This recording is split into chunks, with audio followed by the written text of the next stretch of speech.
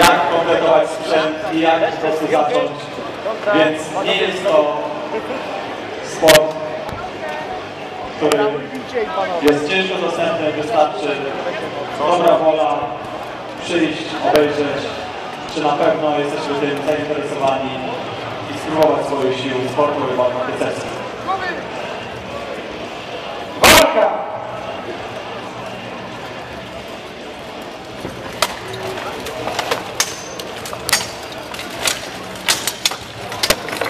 Ale fajnie było. Ale daj! A nie! Ale fajnie było.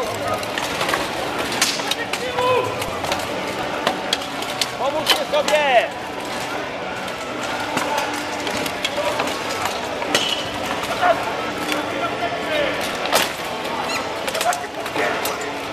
Adaś, spokojnie. Siadaj, Adaś.